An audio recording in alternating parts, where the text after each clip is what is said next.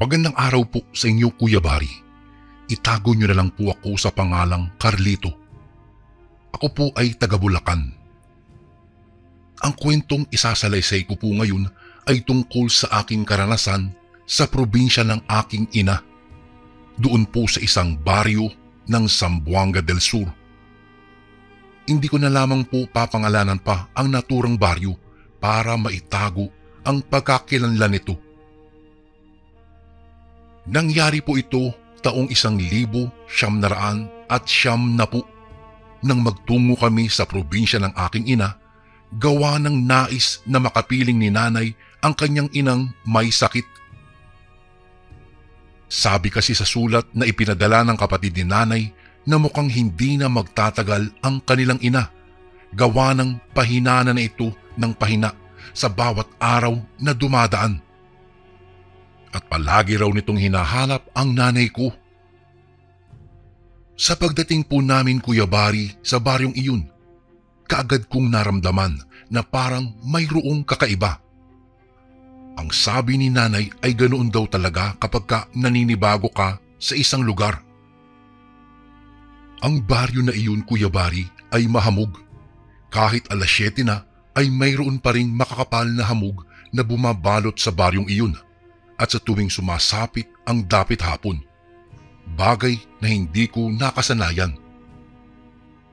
Pakiramdam ko tuloy, parang may mga pares ng mga matang nakamasid sa akin kahit wala naman. Ang bahay ng lola ko doon ay yari po sa pawid at kawayan na mayroong matataas na silong. Kasukat noon ang isang tao na may katamtamang taas lamang kung nakatayo ito. Sa silong inilagay ang mga kahoy na ginagawang panggatong, mga sako na mayroong lamang mais o di kaya naman ay saging na doon na rin pinapahinog. Sa tuwing gabi ay salitan ng pagbabantay sina mama at mga kapatid niya kay lola. Lagi kasi iyong iniihit ng ubo. Pahina na rin pahina ang kanyang kondisyon. Lagi ko ring napapansin na parabang may tao sa silong ng bahay. Ngunit kapag bumababa naman ako o ang aking mga pinsan, ay wala naman kaming nakikita. Kung kaya't ang ginagawa na lang namin ay nagpapausok na lang kami ng mga gomang gulong upang maitaboy ang mga masasamang elemento na umaaligid-aligid. Sabi-sabi kasi na mayroon daw mga aswang na umaaligid kapag may taong nagkakasakit doon sa kanilang baryo. Mabisa daw na pantaboy ang amoy ng sunog na goma sa mga iyon. Hanggang nga sa tuluyan ng pumanaw si Lola. Mga 1 linggo ring matapos ang pagdating namin doon. Nagluksa ang buong angkan sa nangyari. At kahit hindi ko nakagisnan ang lola dahil nasa malayo kami nakatira, ay masakit pa rin sa akin, Kuya Bari, ang pagkawala nito. Sa kakaunting panahon kasi na nakakausap ko siya, ay ramdam ko na mabait siya at maalaga. Sa unang gabi ng lamay, nagtipon lahat ng mga kakilala at malalapit na kaibigan ni Lola. At doon ko nakilala si Anisita. Anak daw ito ng isang kakilala ni Lola. Sa unang pagsilay ko sa kanya, ay tila ba nabighani agad ang puso ko. Nakipagkilala ako rito at nakipag-usap. Sa pag-alis ni Anisita ay kaagad na lumapit si Carding na isa sa mga pinsan ko.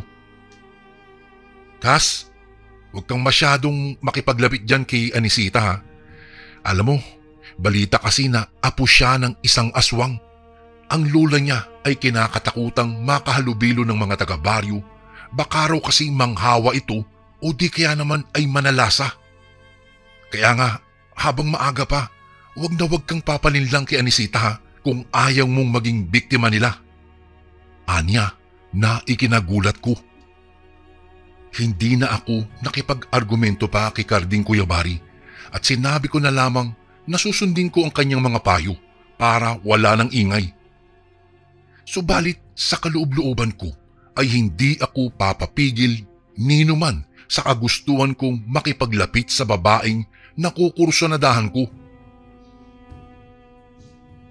Nang sumunod na gabi, nagtungo muli si Anisita sa lamay ng lola upang makidalo sa padasal sa patay. Ginagawa ang padasal sa tuwing alas 6 ng gabi at natatapos ito ng alas 7. Pagkatapos noon ay namimigay na kami ng kape at biskwit sa mga nakikilamay. At syempre pa, ang unang-una kong inaabutan ay si Anisita dahil para sa akin ay espesyal siya. Hanggang sa nagpresenta akong ihatid siya sa kanila, bagay na hindi niya tinanggihan. At dahil abala si na mama ay hindi na ako nakapagpaalam pa sa kanila. Medyo malayo ang bahay ni na Anisita sa sentro ng bayo kung saan naroroon ang bahay ni na Lola. Pagdating namin doon, maputik at makitid ang dinadaanan naming daan. Subalit binaliwala ko lamang iyon dahil pakiramdam ko po ng mga oras na iyon ay parang nasa alapaap na ako sa sobrang kilig na nadarama. Nagkwentuhan kami habang nasa daan. Saka bigla niyang sinabi na baka daw maligaw ako pabalik gawa ng hindi ko naman kabisado ang daan na iyon. Ngunit sinabi ko na lang sa kanya na matatandaan ko naman, lalo na't nadaanan ko na. Dahil gusto ko talagang malaman kung saan ang bahay niya para kapag may oras ako ay talagang dadalawin ko siya sa kanila.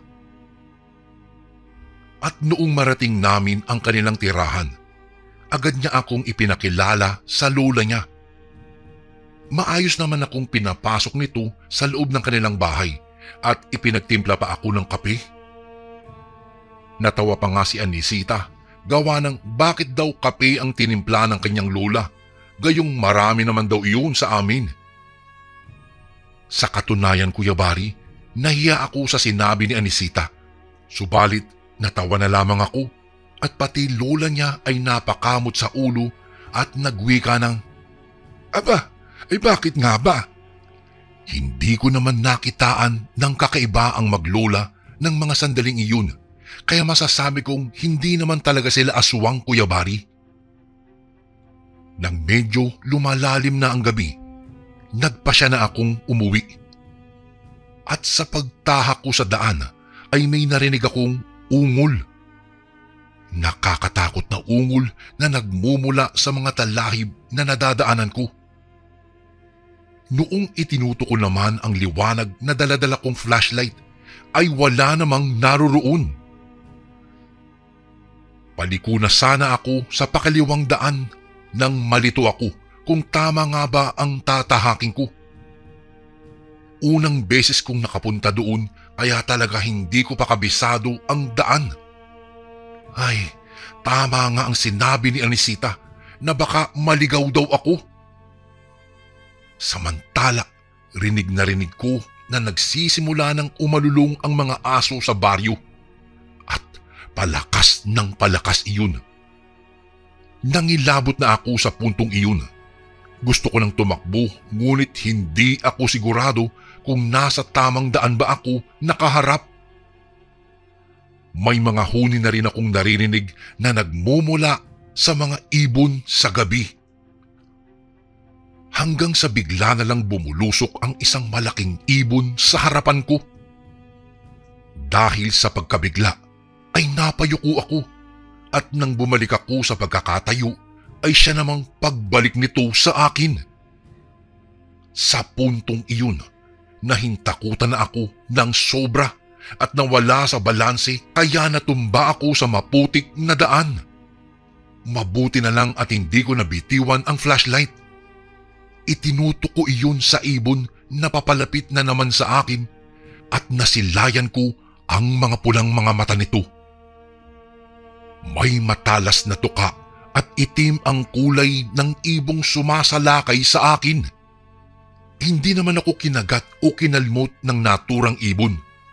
Pabalik-balik lamang siyang lumilipad patungo sa akin na parabang pinaglalaroan niya ako. Hanggang sa lumipad na ito palayo. Nagulat na lamang ako nang may biglang humawak sa balikat ko At sa pagharap ko sa taong iyon ay hindi ko na kinaya ang takot na bumalot sa aking pagkatao kaya napasigaw ako. At noong itinuto ko ang liwanag ng flashlight ay tumambad sa akin ang mukha ng isang tao na puno ng putik. "Hoy, kung makasigaw ka, para kang nakakita ng aswang ah." Saad ng boses ng taong tumapik sa akin at doon ko palang napagtanto na si Anisita pala iyon. Nagulat naman ako at tinanong ko siya kung bakit ganoon ang itsura niya at anya nadapa daw siya sa maputik na daan kakahabol sa akin. Nag-aalala daw kasi ang lola niya sa akin dahil baka daw maligaw ako. Dahil bago pa naman daw ako sa baryo nila. At inihatid nga ako ni Anisita sa bungad ng sentro ng baryo. Napansin kaagad ako ni Carding nang makabalik ako sa bahay. Kaagad niya ako nilapitan at sinamahan para maghugas at makapagbihis na rin. Puno kasi ng putik ang aking pantalon, Kuya Bari, hanggang sa aking bewang, pati sa magkabilang braso. Tinanong niya rin ako kung saan daw ako nanggaling at sinabi ko sa kanya ang totoo. "Naku naman, Carlito, alam mo, mabuti na lang walang masamang nangyari sa'yo. Alam mo namang itinuturing ng aswang iyang lola ni Anisita. Bakit ka pa nagpunta roon? Iba ka nga siya yung ibon na humarang sa'yo." Saad niya sa akin. Dahil sa inakto niya, nainis ako. Gawa ng nag-alala pa nga ang lola ni Anisita sa akin kaya niya ako pinasundan tapos pararatangan lang silang mga aswang. Ni hindi nga nila mapatunayan ang mga haka-haka nila. Kaya tinanong ko siya kung sino ang may sabi na aswang ang lola ni Anisita. Alam mo, napatunayan na yan ng manggagamot dito sa amin. Ang pagiging isang aswang ng lola niyang si Anisita. Ayon pa nga sa manggagamot ay minsan na niyang nakita ang matanda na tumutuwad sa kakahuyan ng 10 oras ng gabi. At bigla na lamang daw yung naging isang malaking ibon na lumipad sa himpapawid. Gas, maniwala ka, aswang ang lola niya. Hanggang sa pagtulog ay iniisip kong mabuti ang sinabi ni Carding. Kinabukasan, napabalita sa baryo na nakasagupa o mano ng isang taga-baryo ang isang aswang na nagtungo sa silong ng kanilang bahay upang sipsipin ang lakas ng ina nitong may sakit. Nasugatan daw nito ang aswang sa likod gamit ang talim ng itak. Binalaan din nito sina mama na ingatan daw ang bangkay ni Lola. Wag na wag daw tutulugan dahil baka nakawin iyon ng aswang. Sa ikatlong gabi ng lamay ni Lola ay hindi na nakapunta pa si Anisita, kaya ako na lamang ang nagtungo sa kanila. Tinandaan ko naman mabuti ang daan para maayos na makarating sa kanilang pamamahay. At nadatnan ko doon na inaasikaso ni Anisita ang kanyang lola. May sakit daw iyon at nagkasugat sa bandang likuran nito dulot ng pinasan nitong matutulis na kahoy. Sa puntong iyon ay nabahala na ako. Gawa ng nasa isip ko kaagad ang sinabi ng isang taga-baryo na tinamaan daw ng talim ng itak ang likod ng aswang at yak niyang nagtamo daw iyon ng malaking sugat. Biglang nanindig ang mga balahibo ko, Kuya Bari, nang nakita kong mayroong mga sariwang bituka na nakalagay sa isang palangganang nakapatong sa lamesa na nasa loob ng kanilang bahay at ang katabi nitong pitsyel ay naglalaman naman ng pulang likido. Pasimple ko iyong inamoy nang tumalikod si Anisita upang ikuha ng tubig ang kanyang lola. At binayo ng kaba ang dibdib ko, gawa ng nakasisiguro akong dugo nga ang laman ng pitsyel. Kaya hindi na ako nagtagal sa kanilang bahay. Agad akong nagpaalam kay Anisita at nagdahilan na lamang na baka hinahanap na ako ng nanay. Mabilis ang paghakbang ko nang binaybay ko na ang makitid at maputik na daan.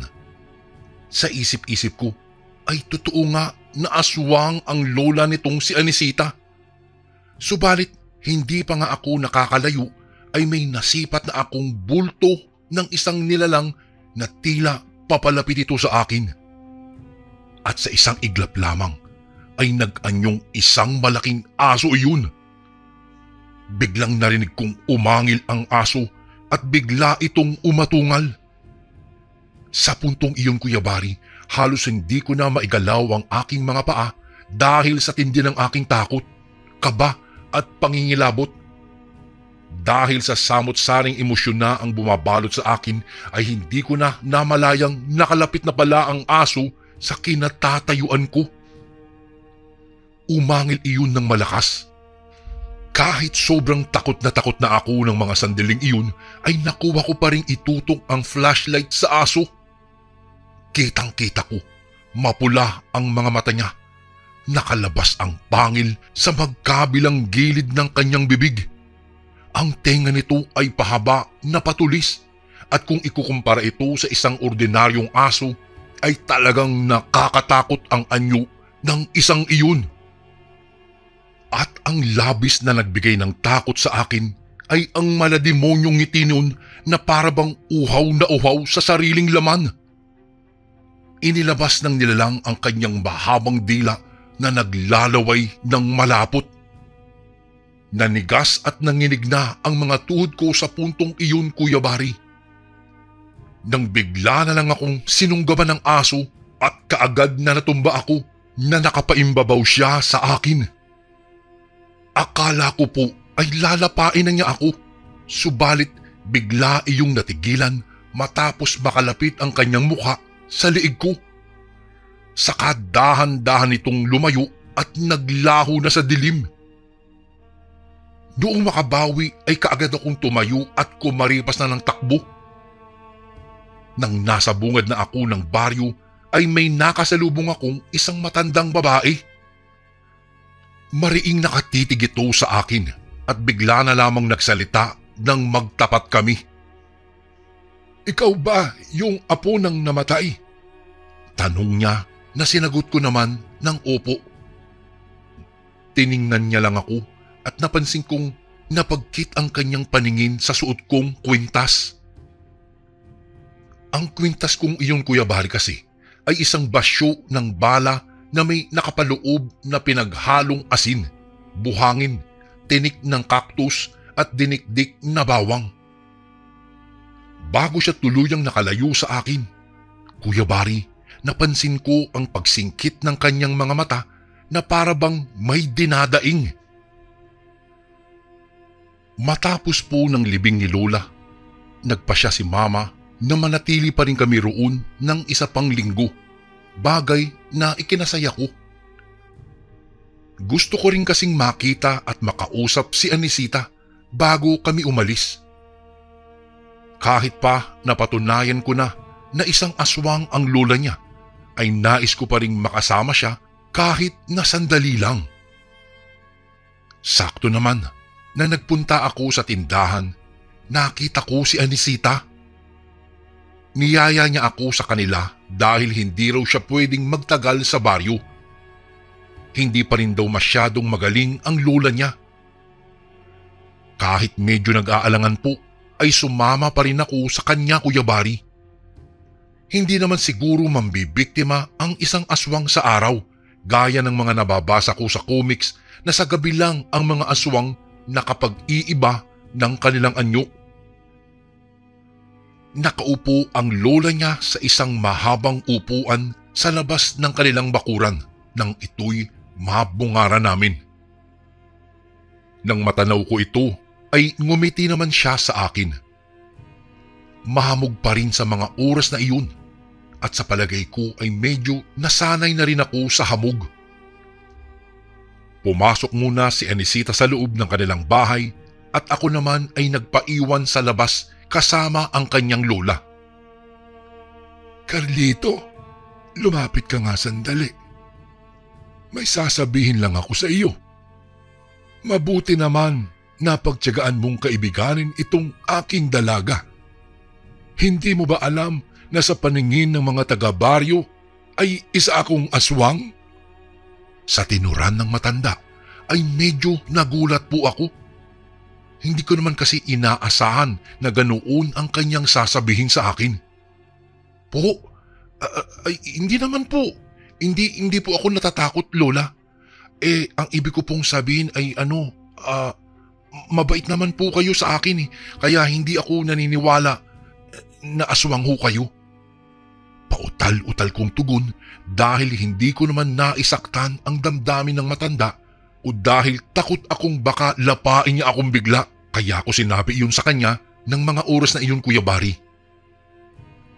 Matapos kong sabihin iyon, hindi na umimik ang matanda at nagyaya na siyang pumasok sa kanila dahil nais na daw niyang magpahinga at para na rin daw makapagkwentuhan naman kami ng kanyang apo. Kuya Bari, masarap po magluto si Anisita, kaya naman ay magana akong kumain sa kanila ng agahan. Hanggang sa napasarap na ang kwentuhan namin at sumapit ang oras ng tanghalian. Nagluto muli si Anisita ng karni.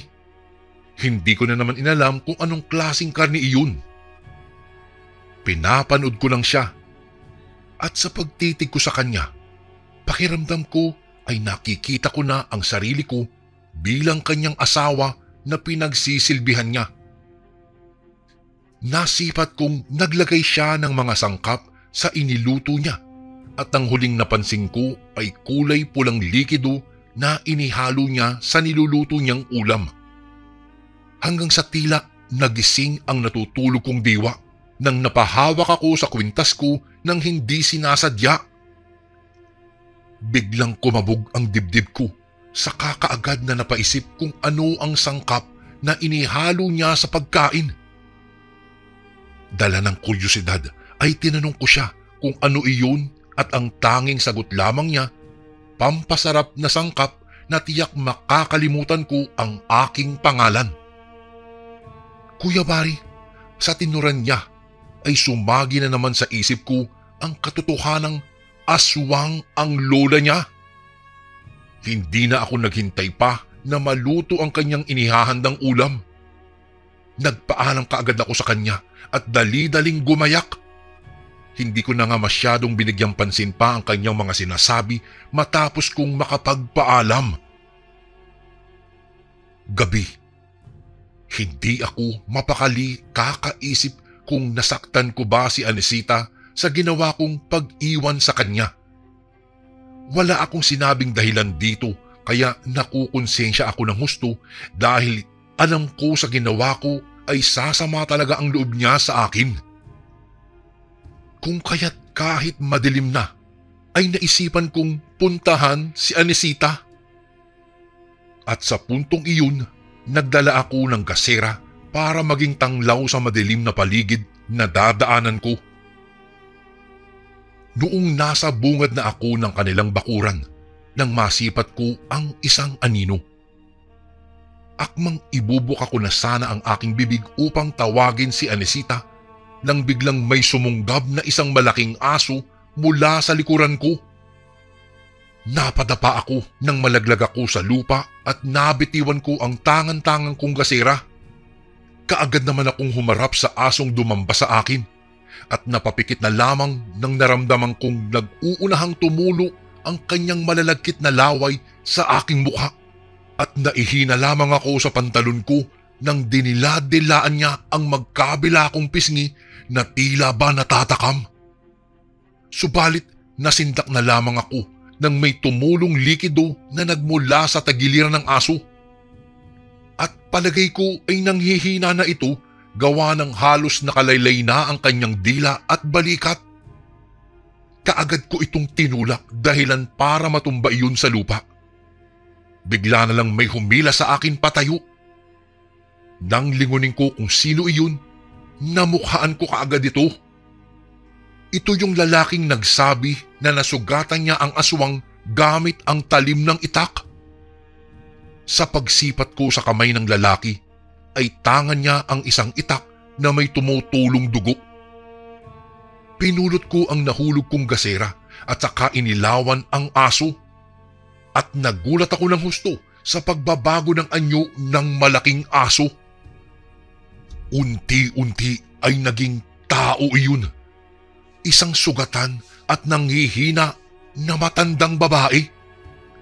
Nakahandusay ang matanda sa bungad ng bakuran ni na Anisita at kami naman ng lalaki ay nanatiling nakatayo roon habang pinagmamasdan ang napinsalang aswang. Biglang lumabas si Anisita sa kanilang bahay at nagulat nang masilayan kami. Lalong-lalo na nang makita niya ang nakahandusay sa lupa. Siya ang aswang na sinasabi mo, Manong Roy? Tanong niya sa lalaki. Tumangulang si Manong Roy sa kanya. Napaiyak na lang si Anisita at tinawag ang kanyang lola. Dali-dali namang lumabas ng bahay ang lola niya at nang makita ang mga nangyari ay napaiyak din ito sa tuwa dahil nalinis na ang kanyang dangal.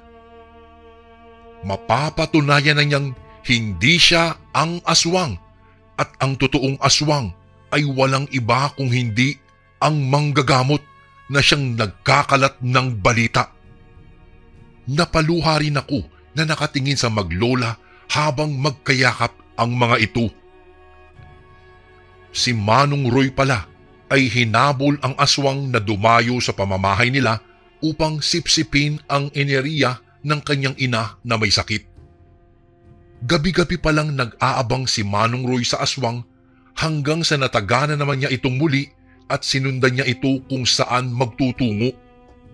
Doon pala sa Talahiban, kaya naman noong napadaan ako ay hindi na siya nagdalawang isip na puruhan ang aswang na nag-anyong aso. Sa paglipas ng panahon ay naging maayos naman daw ang baryo na iyon. Ayon pa sa aking pinsan na si Carding na naging asawa na ni Anisita. Ang pagkakamali ko lang, Kuya Bari, ang pampasarap pala na sangkap na sinasabi ni Anisita sa akin noon ay katas pala ng bunga ng aswete na ibinabad sa tubig na inakala kong dugo. Sa tuwing maaalala ko iyon ay natatawa na lamang ako sa aking sarili. Isang pangyayari sa probinsya ng aking lola ang hinding-hindi ko na malilimutan habang ako'y nabubuhay. Isang eksena na nakaengkwentro ako ng isang tunay at totoong aswang. Akala ko talaga noon, Kuya Bari, ay hindi totoo ang mga aswang. Ngunit nung makita ko itong harap-harapan, ay talagang doon na po ako talaga naniwala. Kuya Bari, dito ko na po tatapusin ang aking kwento at maraming salamat po sa paglaan ng oras upang basahin ito sa inyong channel. More power po and God bless po sa lahat ng kasundong nakikinig ngayon. Lubos na gumagalang, Carlito.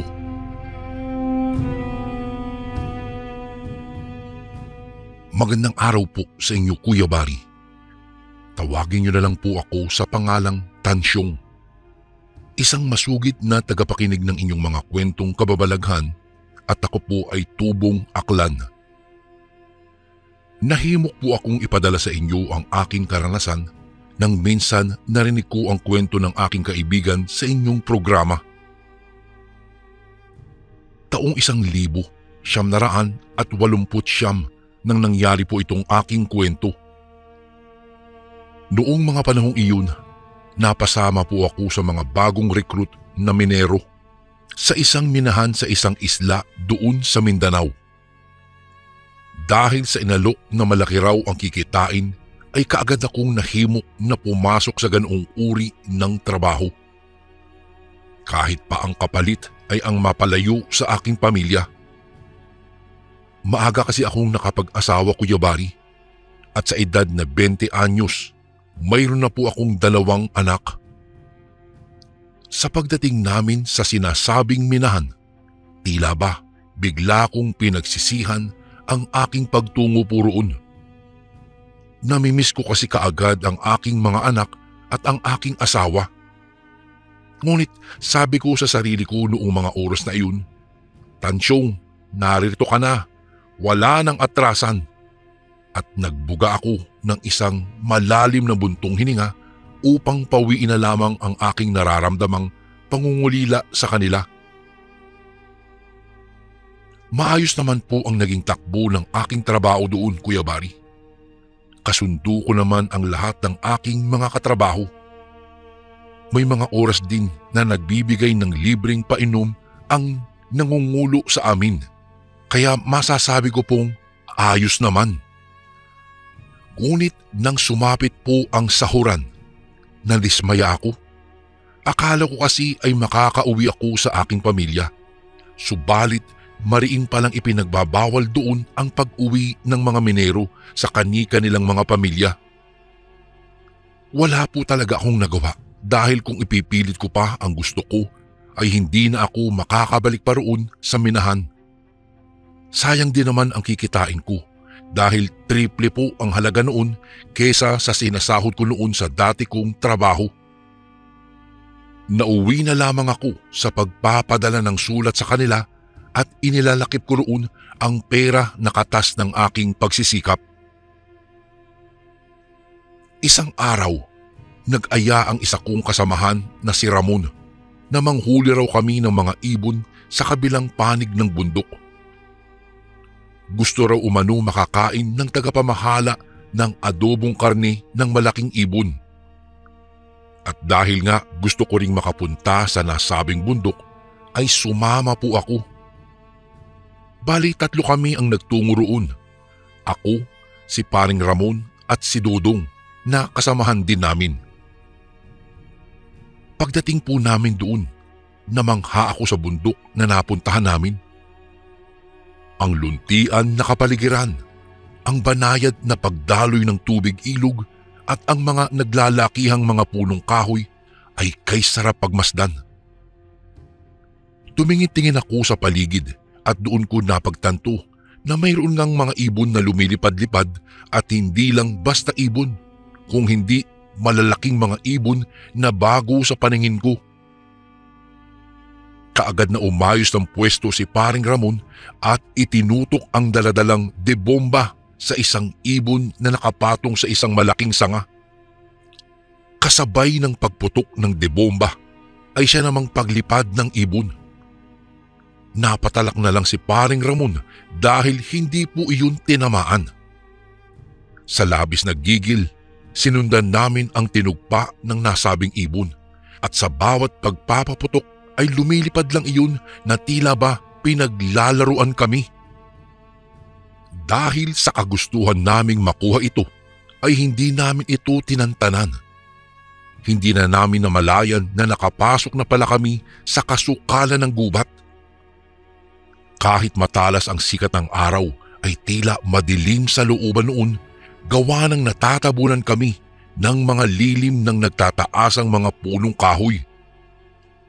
Sanay na rin naman kami sa dilim ng minahan, kaya ayos lang iyon para sa amin.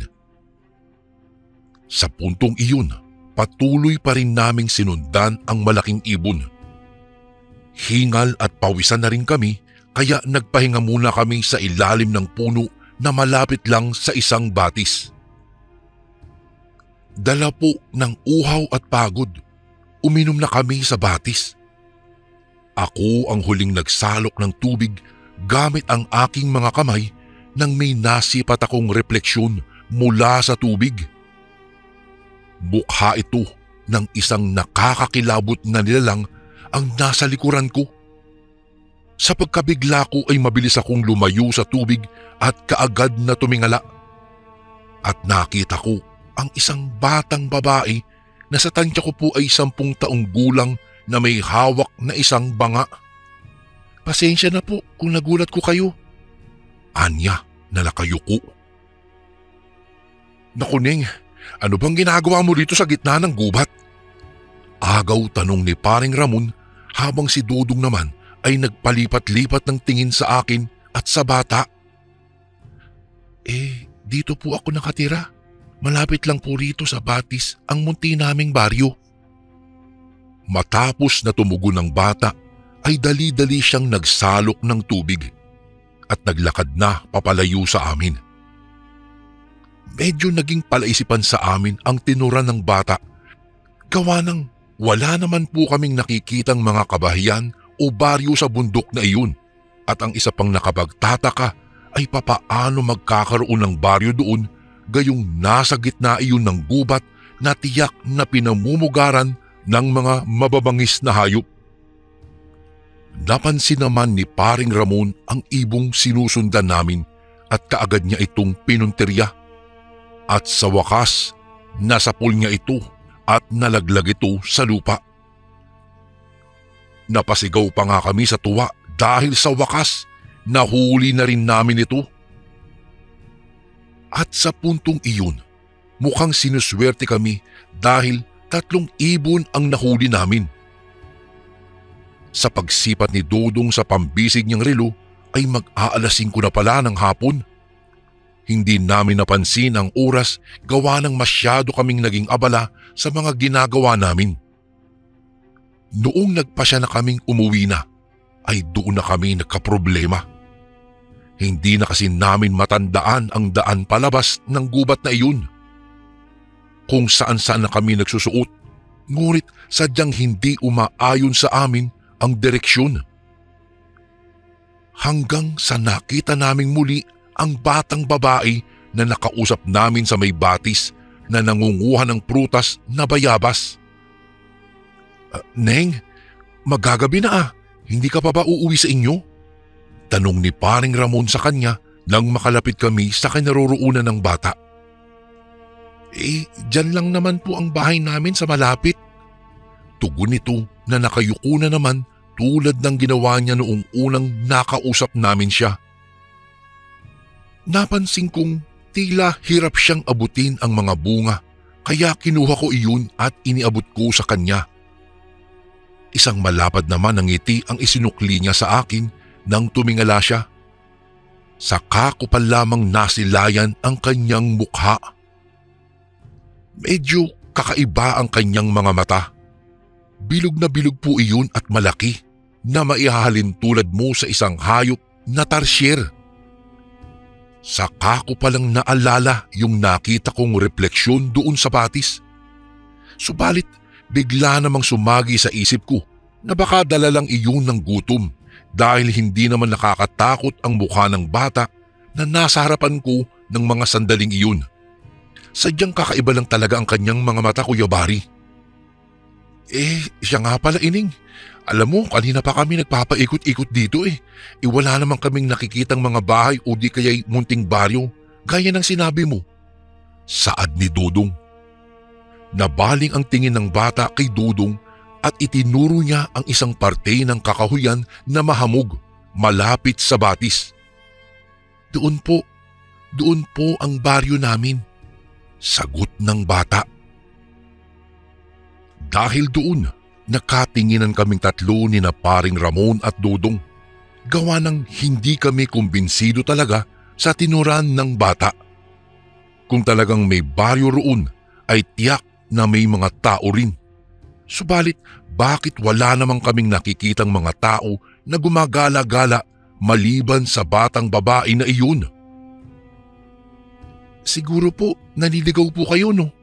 Halika po kayo at ihahatid ko po kayo sa daan palabas dito. Matapos niyang magsalita ay nagpatiuna na ang bata. Dali-dali namang kaming sumunod dahil malapit ng maggabi. Nang marating namin ang bungad ng bundok ay saka muling nagsalita ang bata. Pakiusap po, huwag na po kayong magbalik dito. Baka magambalan niyo sila. Magtatanong pa sana kami, subalit nakaalis na palayo ang bata. Sadyang mabilis ang ginawa niyang paghakbang, gawa ng kaagad siyang napalayo sa aming tatlo. Nang makabalik kami sa minahan, ay kaagad na kinatay at niluto ng mga kasamahan ko ang mga ibon na aming nahuli. Talagang sarap na sarap pa si Bossing sa putahing inihain para sa kanya na pinagsaluhan naming mga bata-bata niya. Sa kalagitnaan ng aking pagtulog, napabalikwas ako ng bangon. Pakiramdam ko kasi ay may mga pagaspas ng mga pakpak na tila pabalik-balik sa aming tinutulugan. At hindi nga ako nagkakamali dahil dinig na dinig ko ang mga huni ng paniki sa labas na tila ba nagkakagulo. Unang beses ko iyong naranasan sa loob ng ilang buwang pamamalagi ko sa minahan. Dala po ng kuryosidad, lumabas ako sa aming tinutulugan at nagulat na lamang ako sa napakaraming mga paniki. At ang lubos na nagpadama ng kilabot sa akin ay ang isang nilalang na nakalutang sa ere. Putol ang pang-ibabang bahagi ng katawan ng nilalang. Mayroon iyong nakalabas na mga pangil at matutulis na mga ngipin. Ang kulay nito ay kasing itim ng uling. Subalit wala iyong mga kamay at braso katulad ng sa mga manananggal. Tanging pakpak lamang na tulad ng sa isang paniki na mabalahibo. Napaatras ako nang nagtama ang aming mga mata. Ewan ko ba kung bakit bigla ko na lamang naalala ang batang babae na nakita namin sa loob ng gubat ng mga sandaling iyon. Nagpakawala ng kakaibang huni ang nilalang na ito, saka nagtipon ang lahat ng mga paniki, saka lumipad sila papalayo. Bigla ring naglaho sa dilim ang nakakatakot na nilalang. Nang biglang may tumikhim sa likuran ko at nakita ko si Paring Ramon na nakatingin sa papalayong mga paniki at nagpakawala ng kakaibang ngiti. Nang sumunod na gabi, matapos ang nakakapagod na araw sa loob ng minahan, ay isinama ulit ako ni Paring Ramon na maghanap ng mga ibon na masarap daw ipulutan. Nagbigay pa si Bossing ng inuming pampalasing, kaya naman malakas ang loob namin na manghuli ng ibon, subalit sa pagkakataong iyon ay nagtungo kami sa yungib ng mga paniki. Ito ay doon sa paanan ng bundok. Ika nga ni Paring Ramon ay masarap daw ang karne ng paniki kapag ka nailuto na. Kailangan lamang daw naming linisan ito ng maayos upang maalis ang anggo o hindi mag-amoy mapanghi. Bit-bit ang tigigisang flashlight na de baterya at baril na de bomba ay tinugpaan namin ang nasabing yungib. Sakto namang naglabasan ang mga paniki upang maghanap na siguro ng kanilang makakain. Inasinta at tinira kaagad ni Paring Ramon ang malalaking mga paniki, kaya nagkagulo pa ang iba. May nasapul namang 3 si Paring Ramon, kaya dali-dali kong inilagay ang mga iyon sa daladala kong sako. Sakto naman sa laki ang mga nahuli namin. Maihahalin tulad mo ito sa katawan ng manok na tandang ang mga katawan ng nahuli naming mga paniki.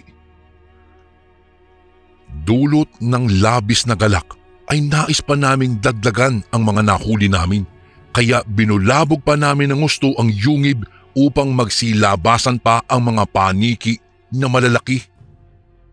At tama nga, nadagdagan nga ang mga nakuha namin. Ako ang tagabitbit ng sako at sa puntong iyon, ramdam ko na may kabigatan na nga ang pasan-pasan kong sako na may lamang mga paniki. Kaya napagpasya na namin na bumalik na sa minahan. Noong nasa kalagitnaan na kami ng aming paglalakad habang tinatahak ang daan pauwi, sa tulong ng liwanag ng buwan at sa tanglaw na daladala naming mga flashlight, nang namataan namin ang isang nakalutang na nilalang.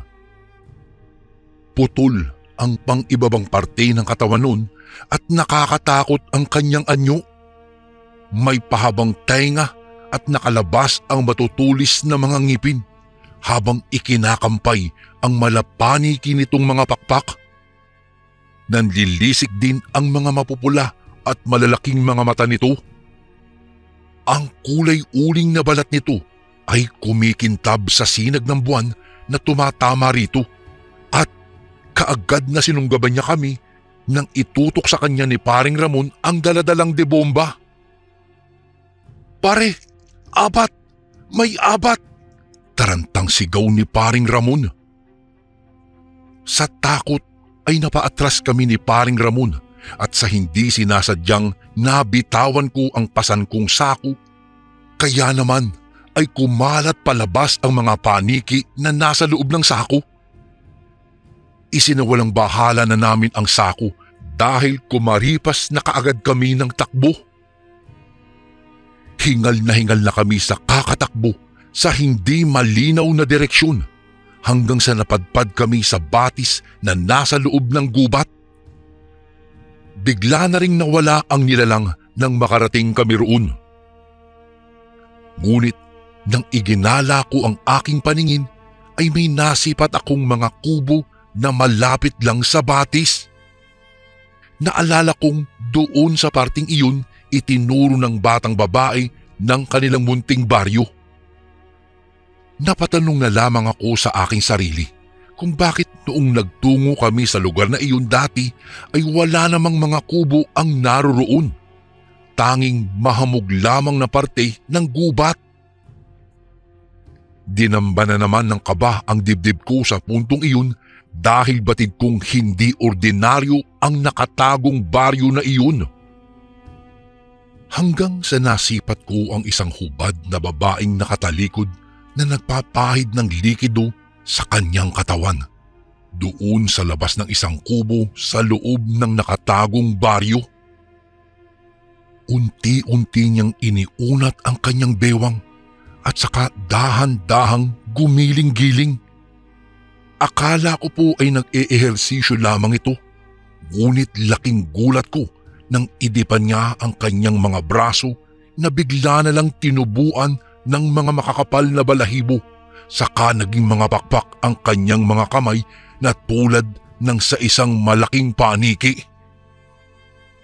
Ang bewang niya ay dahan-dahang humiwalay sa kanyang balakang hanggang sa tuluyan na siyang pumailan lang sa ere. Naiwan ang pang-ibabang bahagi ng katawan niya sa labas ng kubo. Kahit lalaking tao ako, Kuya Bari, ay napasigaw ako sa puntong iyon, dala ng matinding takot at nagsimula na namang tumakbo. Hindi ko na nga nalaman pa kung saan nagsuot si Paring Ramon gawa ng wala na akong pakialam. Ang tanging nais ko lamang ng mga sandaling iyon ay ang makalabas sa gubat. Dahil sa ginawa kong pagsigaw ay nakita ako ng nilalang na tinawag ni Paring Ramon na isang abat. Sinundan ako ng nilalang na nagpakawala ng galit na huni. Batid kong lalapain ako ng abat kapag naabutan ako nito. Kahit pawisan pa at tila nauubusan na ng lakas ay patuloy pa rin ako sa aking pagtakbo. Minsan din ay lumilingon ako upang tanawin kung nakasunod pa ba sa akin ang abat. Ngunit sadyang malupit ang gabing iyon, Kuya Bari. Gawa ng natisod pa ako sa isang nakausling ugat ng malaking puno ng balete. At sa muling pagsilay ko sa humahabol sa aking abat ay natiyak ko na ang aking katapusan. Wala na akong nagawa at ipinikit ko na lamang ang aking mga mata at nagwika, "Panginoon, kung ito ang nais mong maging katapusan ko, ay tinatanggap ko." Ngunit ilang segundo na ang lumilipas ay nanatili pa rin ako sa ganoong ayos. Kung kaya't unti-unti kong iminulat ang aking mga mata na sa pagbukas ng aking paningin ay nakita ko ang isang abat na hinaharangan ang abat na sumusunggab sa akin. Gulat na gulat ako dahil nagpalitan sila ng pinapakawalang huni na tila ba nakikipag-argumento sa isa't isa. Doon ko na kinuha ang pagkakataon at saka walang pag-aalinlangan na tumakas na. Binaybay ko ang daan palabas sa bundok na iyon at nang makarating ako sa bungad ay doon ko nakita si Paring Ramon. puno ng galos ang buo niyang katawan.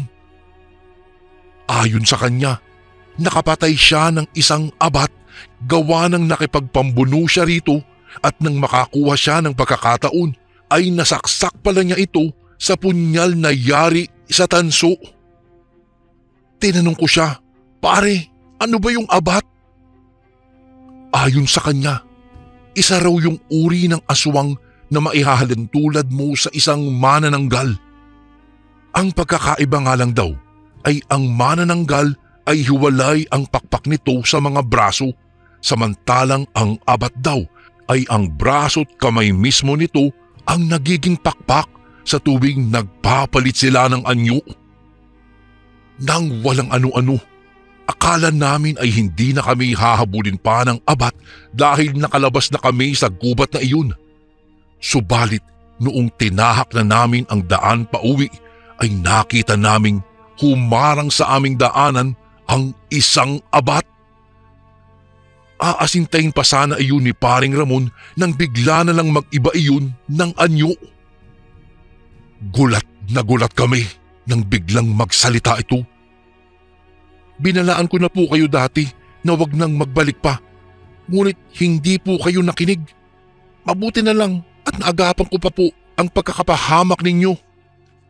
Ani ng abat na naging isang batang babae, ang batang nakasalamuhan namin noon.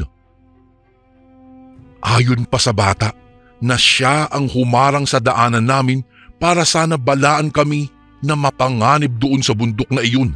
Subalit natakot daw kami at nagsitakbo at sa kasamaang palad ay napunta pa kami sa kanilang baryo, ang nakatagong baryo ng mga abat. At sa huling pagkakataon ay binalaan niya kaming muli na wag nang gagawi pa sa lugar nilang iyon. Nagpasalamat naman kami sa kanya, Kuya Bari, dahil kung hindi dahil sa kanya ay baka pulutan na ako ng mga kauri niya ng mga sandaling iyon. Nagbalik naman kami sa minahan, ngunit walang bitbit na kahit ano, maliban lamang sa flashlight at debomba, at puno pa kami ng mga galos. Itinigil na rin namin ang paglusob sa mga ibon. Baka kasi makaengkwentro na naman kami ng mga nilalang na aswang. At baka sa susunod ay hindi na kami makauwing buhay. Kuya Bari, sa pagdaan ng panahon, itinigil ko na rin ang pagiging minero. Umuwi na lamang ako sa aking pamilya at naghanap ng ibang trabaho. Mas mahalaga pa rin sa akin ang makasama sila kahit hindi na malaki ang aking kinikita. Iyon naman talaga ang importante, ang makasama at maalagaan ang pamilya sa tuwing natatapos ang isang araw na pakikibaka. Kuya Bari, dito ko na po tatapusin ang aking kwentong ibabahagi ko po sa inyo. Hindi ko po ikakaila na dati ay may nakilala akong mabuting abat doon sa lugar ng nakatagong baryo. Hanggang dito na lang po at salamat po ng marami, Kuya Bari, kung sakaling mabasa niyo rin po ito sa mga darating na araw. God bless po and ingat po lagi. Lubos na And again, maraming salamat po mga kasundo. Don't forget to subscribe and i-click nyo lang po yung bell na button para updated po kayo sa mga upcoming videos namin na paparating. Maraming salamat po ulit. God bless and ingat po lagi dyan. Ito po si Kuya Bari at ako ang Sundo.